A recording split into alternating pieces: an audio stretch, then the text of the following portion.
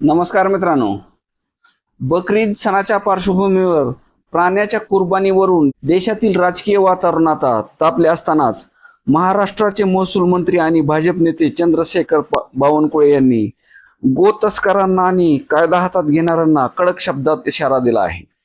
महाराष्ट्रात कोणत्याही परिस्थितीत गोवंशाची हत्या किंवा तस्करी खपवून घेतली जाणार नाही, असे करणाऱ्यावर थेट मकोका अंतर्गत कठोर कारवाई केली जाईल, असे बावनकुळे यांनी सांगितले आहे। त्याला पर्याय म्हणून बकरे कापा पण गाय कापू नका, कायदा मोडल्यास थेट जेल होणार, असेही ठणकावून सांगितले आहे।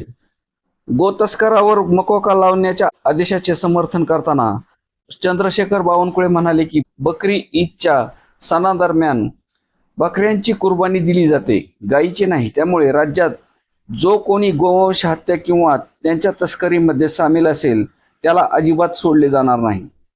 गोवंश हत्या बंदी कायद्याचे उल्लंघन रोखण्यासाठी सरकारने राज्यभरात कडक बंदोबस्त ठेवला आहे। यासाठी विशेष देखरेख पथके तैनात करण्यात आली आहे।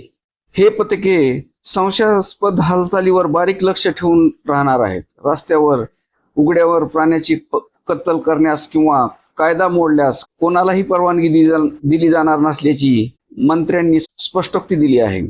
महाराष्ट्र सरकारने आधीच नियमावली जाहीर करून स्पष्ट केले आहे की सणादरम्यान कुठेही उघड्यावर किंवा सार्वजनिक ठिकाणी कोणत्याही प्राण्याची कुर्बानी देता येणार नाही।